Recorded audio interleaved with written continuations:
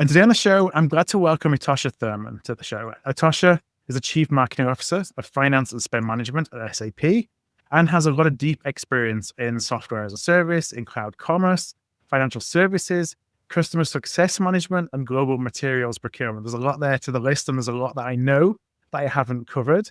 Etosha, welcome to the show. Thank you. I feel like I'm a Jack or Jill of all trades listening to procurement. Well, let's get into, first of all, kind of your procurement background. And it is a question I always ask at the beginning of our show is, did you find procurement or did procurement find you? Procurement definitely found me.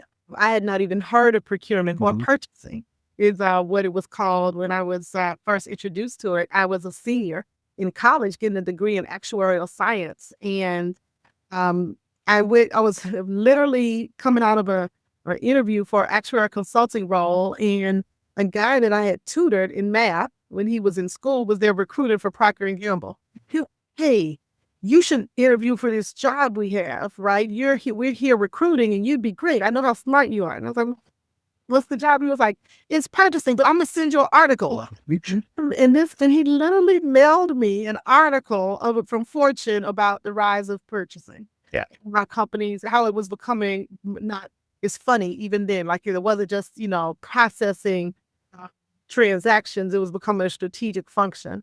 And I read the article, I signed up to interview, and then the rest is history. Yeah. And P&G is well known for having a really strong kind of structured program as well. I was in Cincinnati working across the road in Chiquita for a while I had a lot of folks who I knew over on the P&G side of the street. And it was really just a really good proving ground for learning procurement from the consultants. It was a 2.5 year. It was P&G is a grow from within, promote from within company. And so when you came in as a strategic sourcing manager. Yeah. And you had 2.5 years to get promoted. And most people got promoted at the 2-year mark.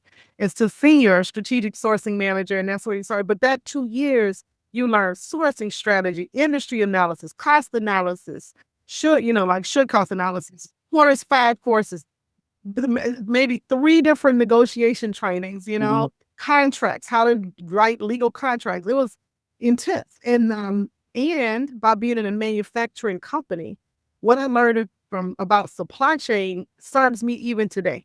I still go back and think about my days at Procter & Gamble today in a job I have now.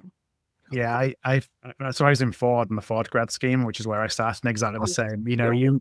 You miss one thing from a supply chain perspective, and you close down a manufacturing site that costs you, $500,000 an hour in fines, and so you become pretty well averse in thinking about kind of the whole continuum as opposed to just what am I buying and how it connects with anything else. I have a quick story to tell you. I remember I was buying linear low density polyethylene film.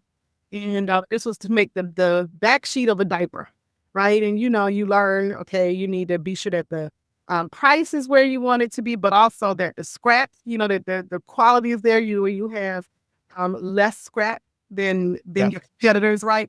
And I remember we had a plant in Tacoma, Washington, and I got a call from the plant saying that you are shipping us rat poop. And they wouldn't run the film, right? Because I guess their plant had become infested and there was rat poop in the film. And they're like, and so as a procurement person, this is my material and I'm lying because you have rat poop. I'll never forget that. I was like, what conversation am I having? And oh my God, I can't shut down the line. And who would have thought, when you were doing your actuarial training, that you would be, ultimately responsible for film that goes in diapers a few years later? Exactly. But I mean, that's what keeps it interesting. For sure. And it's where my love of procurement really started.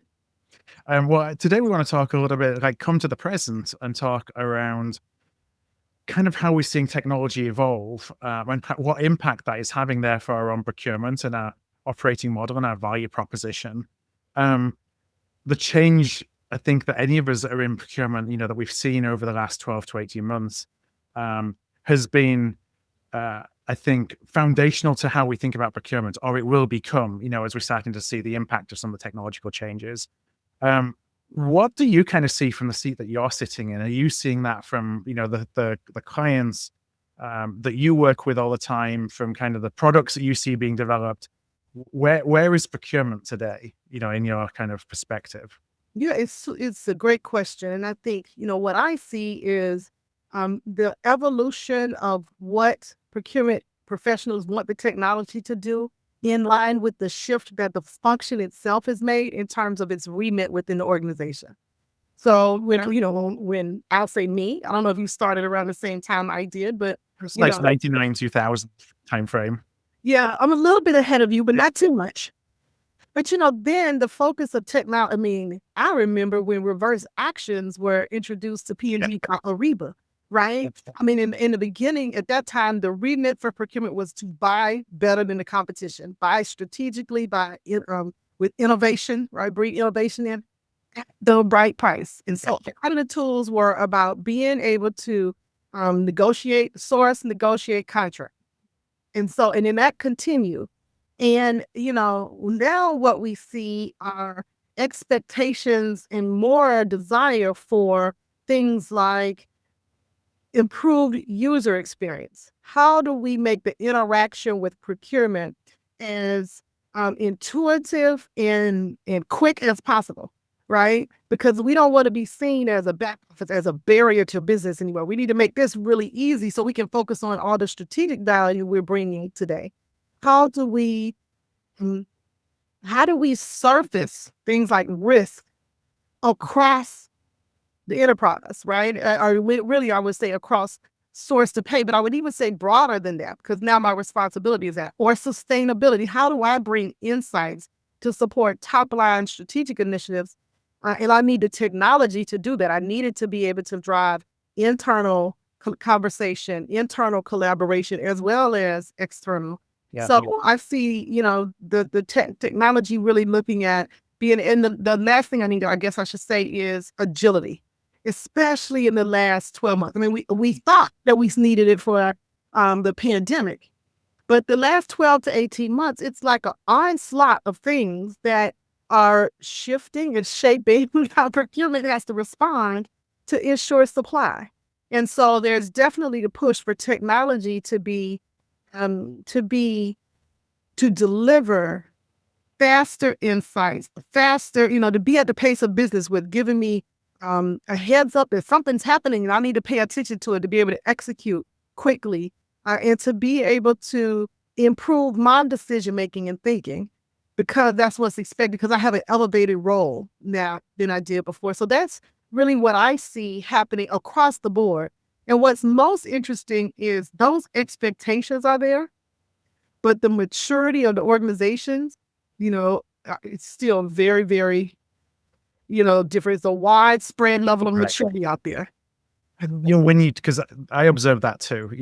I talk a lot about there's a lot of trailblazers within our space who are really kind of grabbing this opportunity with both hands and looking at whether it's from a people perspective, the process, the technology. It's cliche, but those three kind of areas, how it impacts their operating model, how they're going to go and communicate with their stakeholders.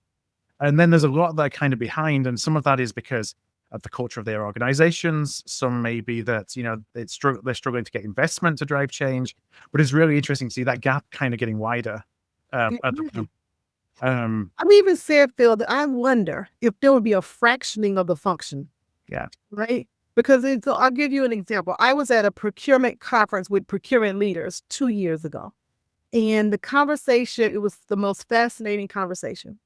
We were talking about, and this was, so 2 years ago, not this year, okay? Yeah. And things were sort of calming down, or so we thought. And I was talking to some of those. There was a group of four. Two of the leaders in that group were what I would say are best in class, really innovative, really striving to bring best in class procurement, and quite frankly, I would even say the best in class business organization to the forefront in their company. All right. And then there was me and one other procurement leader. And we were talking about how, inflation was rising and the impact of some of the things that are done. As one leader, I'm talking about his work in sustainability he's won awards for it. It's really so far reaching. And the one leader But their response was, well, I'm sort of glad inflation's back. We can get back to sourcing because that's what, we know how to source.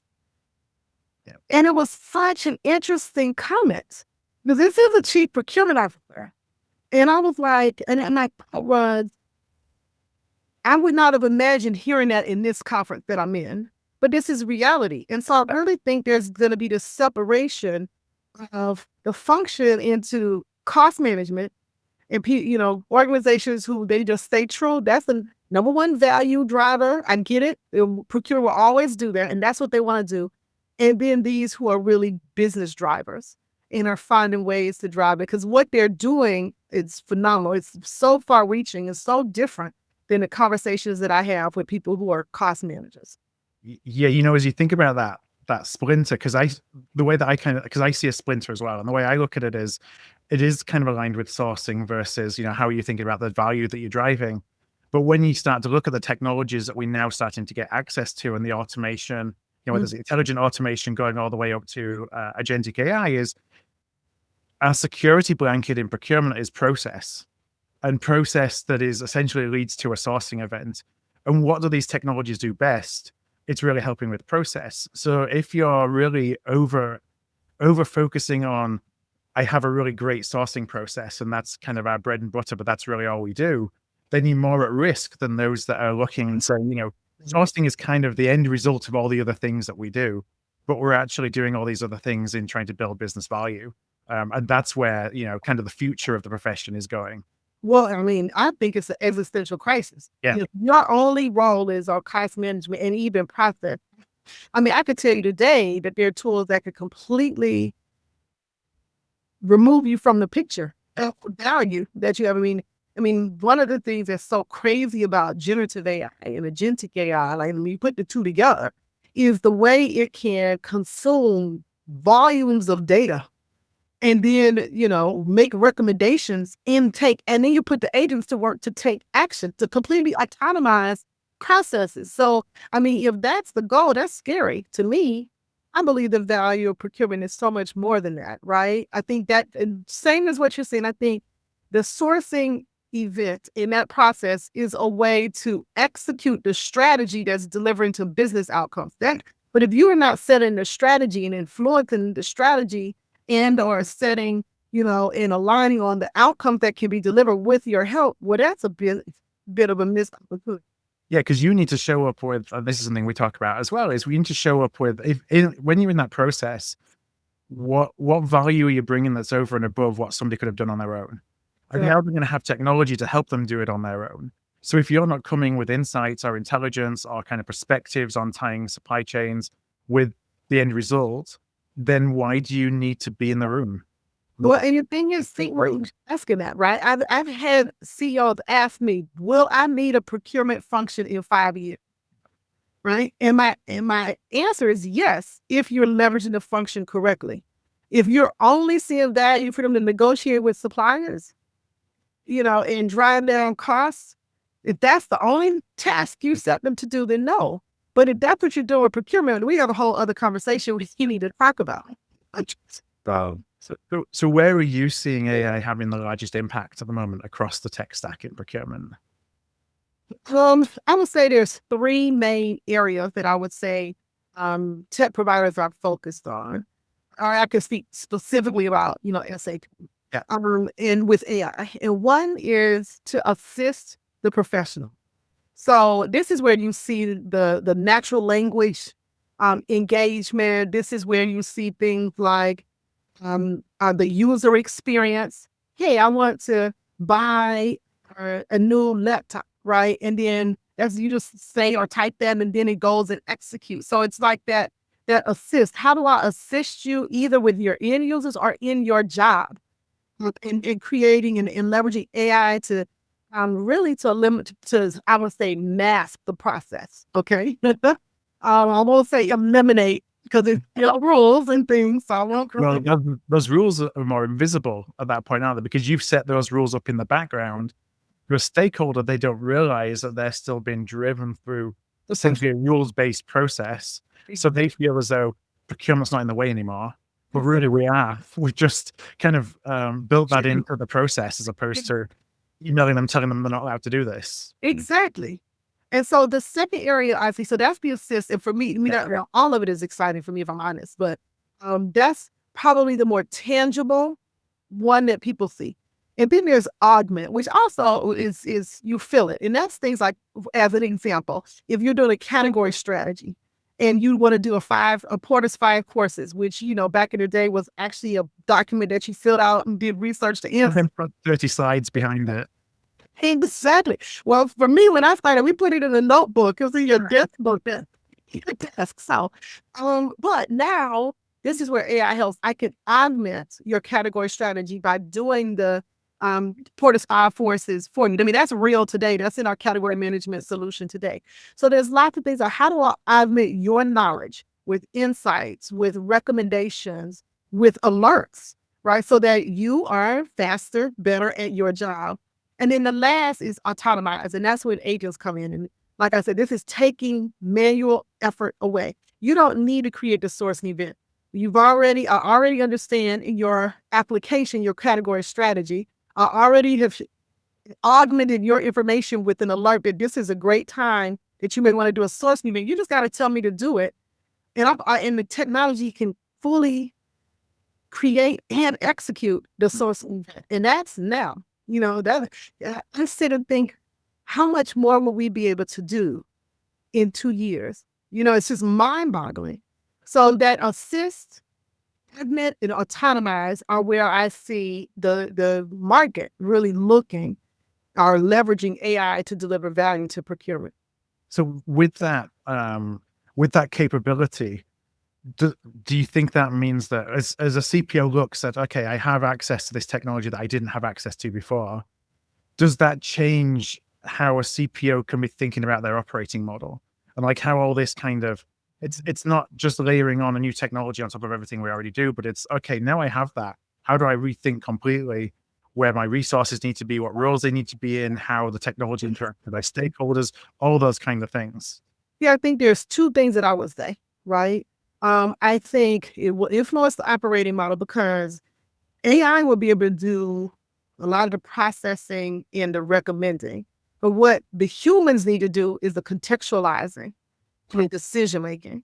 And to really do that, it's going to be hard to do that for the business if you're sitting in a global environment not close to the business. So I really think, because it's almost counterintuitive. You would think, hey, I'm going to have all this AI and these tools so I can centralize and then serve greater, have more capacity. But the challenge to me will be the contextualization of the information and the decision-making. And that has to be, in my opinion, as close to the business, the customer as possible, right? So that you can understand, is this a good recommendation? How will this impact this stakeholder? How does this impact, is the urgency right? Right? I mean, I use it all the time. And sometimes what I need tomorrow, the recommendation they give me is a 6-month process. So then, thank you. If I have 6 months, that'll work. So you need someone that can understand that. So I think one is it will drive, if not more decentralized, it'll strengthen that hybrid. Yeah. To where your tools are maybe centralized, but the knowledge base, the contextualization is super close to the business. Yeah, I mean, it's interesting how you go from a very decentralized to a centralized, then realize that I need to kind of be center-led rather than centralized. And you get to center-led, and then then now technology, in my opinion, is taking us back to decentralized, but decentralized with that invisible touch, like you say, and then kind of a center of excellence that supports you from a global perspective, but you're really then having relational folks who are on the ground, who are the architects, like a procurement person is an architect of, I have access to all this stuff, and all this technology. So how can I use that to best serve my stakeholder who I'm sat in front of in a room, on location, as opposed to I'm a global category lead and, I'm kind of telling all the locations what the strategy is going to be. I think that's exactly right. Because I think even you have to have a different profile of procurement and professional. I still think like you said, there's a CINALED or COE that's responsible for looking at and assessing the outcomes versus the practices and really continuing to keep up in a living process approach feeds the model that feeds AI and I'm going to say living again, because I have so many customers that set a process in 15 years ago and then they want it to work forever. Definitely. I literally was talking to someone this week in Brazil, and I was just like, "When's the last time you looked at that process?" So, so I do think you need that type of expertise, but the value, the real wins, will be from the people who can leverage that insight and that power in the actual business situation. So I think the procurement. I mean, I've been talking about this for 3 years. How is the profile of a procurement professional changing? I think some of those soft skills like influence, like intellectual curiosity, you having a global view, like I can sit here and I understand that, that where the impact of rare earths being, not being shipped out of China to the US might have, or the tariffs and impact on soybeans. And I work for a CPG that makes soybean oil, right? So being a vegetable oil, I should say, that's what they call it, right? So being able to understand and bring that forward to the business you support, I think is the type of skills we're going to need in the future. In the future, right? So yeah, today's skills and the future skills, and some of the more traditional skills are more commoditized. Like we can the skills that you and I learned, when we started in the profession, we can teach those, but it's very, very hard to teach some of those softer skills. And so you need someone that inherently kind of has that mindset and perspective. And you can layer on procurement skills. I can code it. Yeah. Right? I learned should cost analysis. There was a whole spreadsheet and step by step. And now we have Monte Carlo scenarios within category management that can do a should cost analysis for you like that. Right? So, I mean, some of those, and this is the whole white collar dilemma. Right. You want some of those things that were, like you said, that had to be taught, that were more skilled, a skilled learning can be delivered via technology. But what it can't do is it can't contextualize. It can't influence. It can't innovate, right? You can't innovate with the AI. Can't innovate with a supplier that's, it doesn't do that yet. Right. So when you think about, we kind of look at those that are at the forefront again. And then there are others that just really struggle to sell the business case for the investment that they need in, whether it's the technology, whether it's in the people, whatever it may be, to kind of get to that next level of maturity.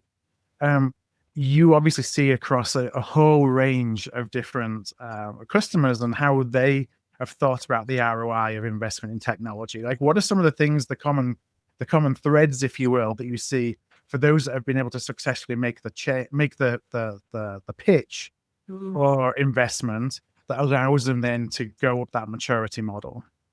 That's good.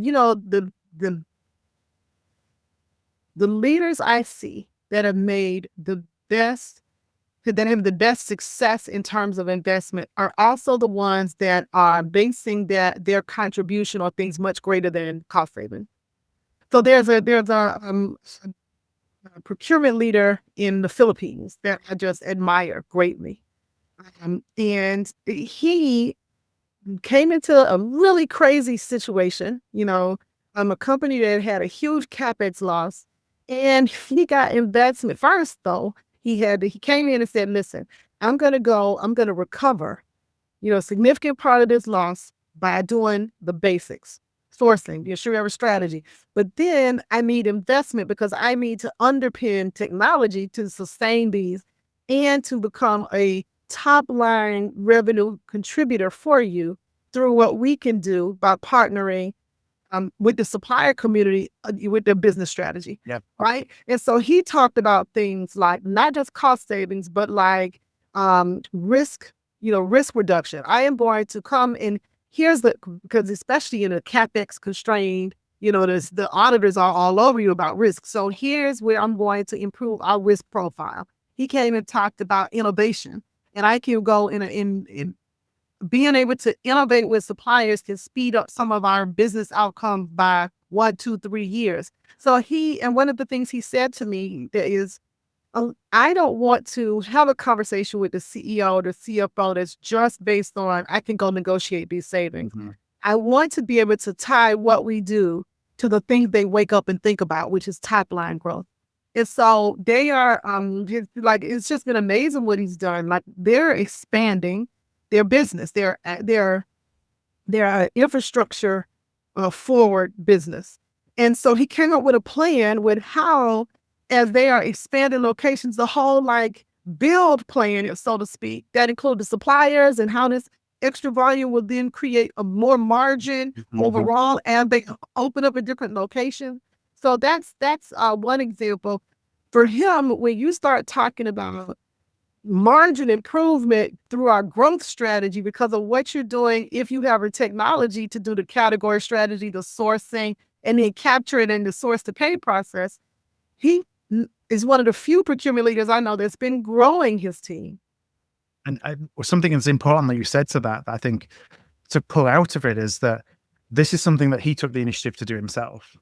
So he didn't wait for somebody in the executive leadership team to say, hey, you know, I think the procurement can play a bigger role here and can do all these things. That comes from within. And that's one of the things that I really believe is that we often, you know, we have to remain pragmatic that there's often situations where they make it difficult for folks to go and make the case for, you know, growth of procurement within their business. But so many times it starts from within and thinking about what can we do to prove that procurement is different than the perceptions that the business has in procurement. And then you can build on it rather than kind of waiting to have a, you know, a friendly member of the ELTs who sees that procurement, you know, can do more. And this is one of the things that we're talking about. Brand management is storytelling.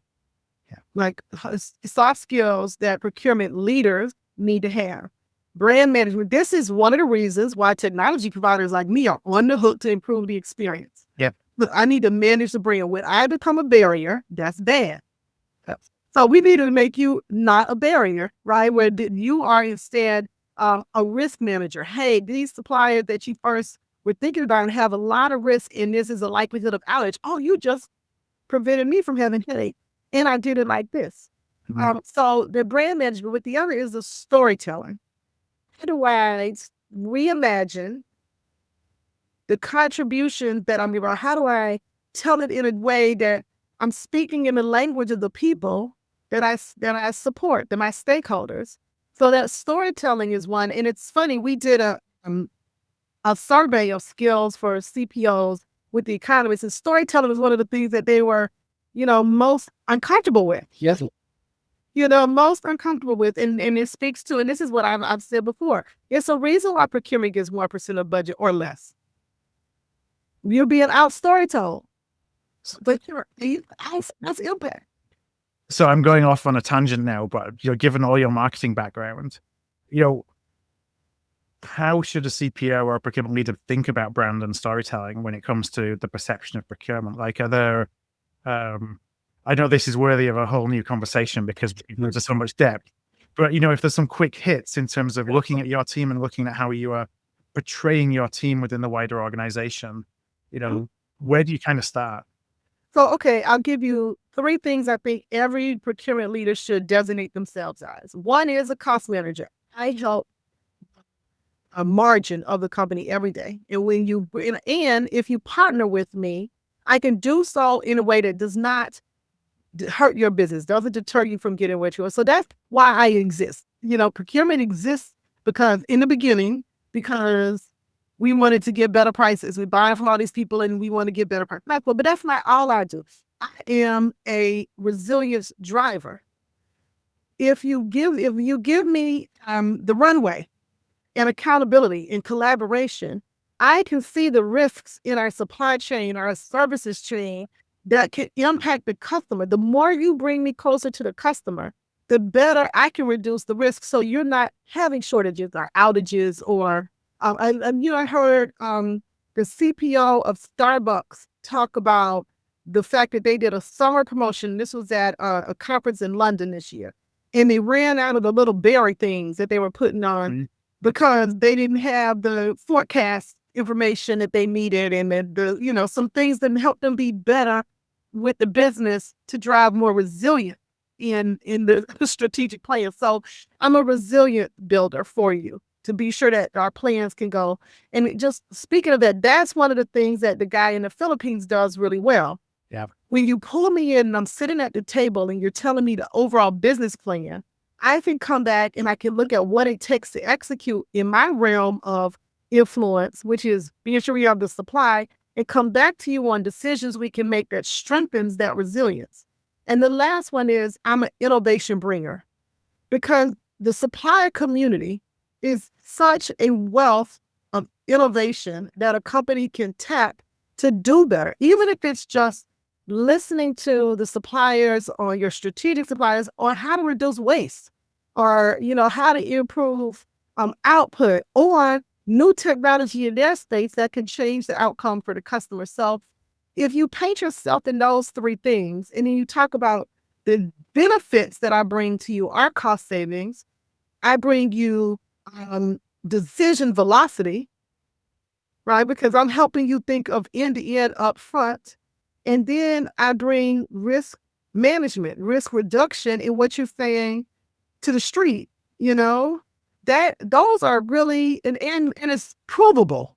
Yep. Those are really super powerful stories. But I think you have to evolve the KPI and even your own image. And then I want to tell you one other story that I'm just has blown me away. I saw I won't say the company, a CFO and a CPO co-present at an event. And the CPO said, I was tired of the business seeing us as simply, deliver cost savings. High purpose, every procurement organization, those savings go right back to the business that created, that had the business. So it's hard to say, do they really realize it, right? What happens? Are negotiated on caption? Yeah. How does it impact the business? Yeah, I don't see the savings. Exactly. So what this CPO did, they worked with their CFO to set up an account in their chart of accounts for savings. And they went to the leadership team and said, hey, any savings that comes out of procurement, you don't own, because you can operate your business. We gave you a budget. You can operate your business as is. We're going to put it into this account. And then this becomes the company's investment account. And we're going to approve and track the outcomes of, the approved investments that procurement is funding. Interesting. That's, so that the potential for ROI is exponentially higher than looking at it on it costs me $1 million to fund my team and I save $5 million. And so therefore it's a 5-to-1 ROI. Now you talk to many, rungs higher than that when you start looking at the impact of investment. And to think about what your stakeholders, your internal stakeholders now think. Hey, I need to be nice to them because they're the ones going to give me the money for this project. I need you to go. I'm going to need 20 million. So I need you to go and find this. You put it in the investment fund so that I can compete with the rest of the business to expand or grow or shift. So I was just blown away. It's something that we've talked about for a long time. How do we not just track the savings, but what the savings allows the business to do? And that's a great way to do it. Yeah, because we get so much skepticism that, well, I see that you've claimed that you've saved this much money, but I don't see it on the P&L. And then if I don't see it on the P&L, it doesn't exist. Exactly. So they put it on the P&L. Awesome. Well, I know it's about time to wrap up, but I had one question just kind of coming back to the technology. Sure. Obviously you're going through, some investment and innovation on the Ariba side in terms of next gen Ariba. And, you're looking at this from an end-to-end kind of procurement perspective.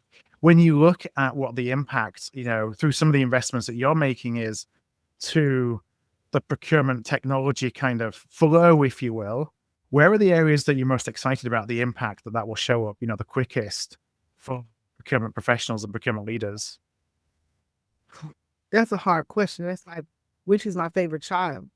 Let me stay true to my roots. When I look at how we're infusing, AI in the strategic procurement processes, I can't help but get excited. One of the things, it's in ways that's so natural, yeah. Right? So, hey, like I told you, hey, I got an alert that there's a soybean glut in the U.S. Yeah. Where did I get this alert? Now we can share with you all the sources that are confirming this alert and then say, look, this is how this relates to that category strategy you have for soybean. This might be a good time to do a sourcing event. And then you literally just say, okay, we'll create a sourcing event. That blows my mind. That's the simple stuff. And then you have, hey, can you the results are in, my bids are in, where not only will it analyze the bid, but they give you scenarios, award scenarios to say, if you want to emphasize this in your strategy, here's scenario A. If you want to do this, here's scenario B. And by the way, here's some other, it's just amazing to me that you have technology that does this. So the entire strategic procurement, so let's go source to contract space, and where AI it can augment and assist is just exciting. Mhm. If I step back, where I'm more excited, which if that's possible, is if you're at a suite, you leverage a suite like SAP, right? It's leveraging AI because it's consistent across all of those functions and processes, leveraging AI in a way to uncover what we don't know today. Yeah. That's the part that's mind-boggling to me, especially as a mathematician, right? Because AI is just looking at patterns, but as a human being, this is why we specialize in functions. I can only see so much. So think about this. I have harmonized data across source to pay and lead to cash. And supply chain, make to deliver, right? And I can now see the impact of a shift in customer demand in combination with my current manufacturing plans and what I have on order and inventory from my suppliers, and make a decision that I can get recommendations right there. So think how that happens or how that works when a hurricane takes out a whole island like what Jamaica's facing right now. Or when the Suez Canal dried up and I'm like, what do I do? I have stuff en route. Like, just think about how decision-making and the ability to pivot is going to change in a year. Yeah, it's the processing of, because I think of it that, we look at information in a silo. Yep. Typically, this is just how we work as well as humans, because that's the ability of our compute power, of our brain. And so we look at these things, and what we miss is the patterns and the dots. The Exactly. things that we don't see that's happening over here that might impact over there, because we just don't have the ability to access and then process all that information. So now it's kind of you're finding trends and patterns that it's just not possible for a human to find. And that's the thing that's so exciting. There was a demo that one of the chief product officers did at SAP, and it was looking at sales performance, travel patterns, and HR employee satisfaction surveys. Yeah. All right. And so this is from our Sphere solution. Like, so to say, hey, we're tracking sales performance, how are bookings going from the Concur travel tips, and then in success factors, the employee survey. And it was like, let's see what pattern we could see. This is crazy, right?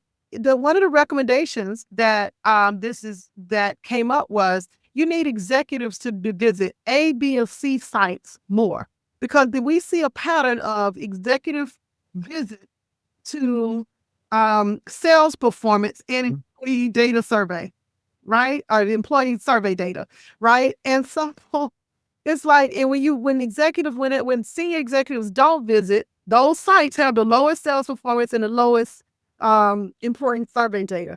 Which It's intuitive when you hear the result, but who's looking at sales performance that way? Yeah, and it's fascinating in that we have so much data, so much things we can measure, but from an operational and business leadership perspective, you kind of taught like, what's the one metric that moves the needle, and let me focus on that one metric or that 3 metrics or whatever it is, and everything else is kind of just noise. And there you found what the one metric is that you would never have ever looked for, or where all the connections were. Right, exactly. How could you correlate it? Those are 3 different systems, 3 different leaders, 3 different problems, And so, that's when I realized I don't know that we can even imagine the type of insights we're going to have in a year's time, in 18 months' time, because we've never been able to correlate data the way we'll be able to in the future. And when you think about that against supply chain and factors like inflation, no political tensions. The thing that I am encouraged about, and I say this tongue in cheek, right? Procurement professionals won't have to panic. What am I going to go do? They'll be able to pivot because technology can support them with, various paths through AI, through harmonized data to be able to respond at a pace that we've never been able to do before. And I think that, having less of those days when I think back to my 25 years ago, running around like a headless chicken, panicking because something is going to go out of stock that's in Taiwan that I need, in a week, the less panicking that we need to do for that, the better it is for all of us. Procurement. Etosha, I want to thank you so much for joining me on the podcast today. It's been a pleasure to speak to you about all these kind of different trends and all the how coming together. And I'm certainly left, you've inspired me even more in our conversation about what is going to be possible. If anybody would like to just learn a little bit more about next gen Ariba and what you're doing, what you're working on, where's the best place for them to go? They can just go to sap.com. We have a link there under the procurement section that talks about, next gen SAP Ariba, and that there's more to come. I talked about a little bit of the stuff we have coming, their AI that we've embedded into the source to pay process. I didn't even scratch the surface. So it will continue to update that. And I think we'll be keeping you up to date, Phil, as well as we continue to bring more innovation. And the last thing I'll say about next gen is it is important for us as SAP to evolve with this function. It's our history at Ariba. We introduced reverse actions in the 90s. We moved to the cloud in the 2000s. And now we're introducing the AI assistant to help, with that Augment, Autonomize, and deep learning. So we want to be the partner for not just the past, not just today, but for the future. And it's a lot of opportunity out there for us to do that and for this function that is making such big strides impacting business. All right. Well, what I'll do is I'll include a link to the exact location on your website where people can go check that out. That will be at artofprocurement.com/podcast. So if you go to artofprocurement.com/podcast, you'll find this conversation with myself and Etosha, and then you'll go and be able to find the link to that there. So one last time, thank you so much for joining me. It's been a pleasure to welcome you to the show. Thank you for having me, Phil. Thank you.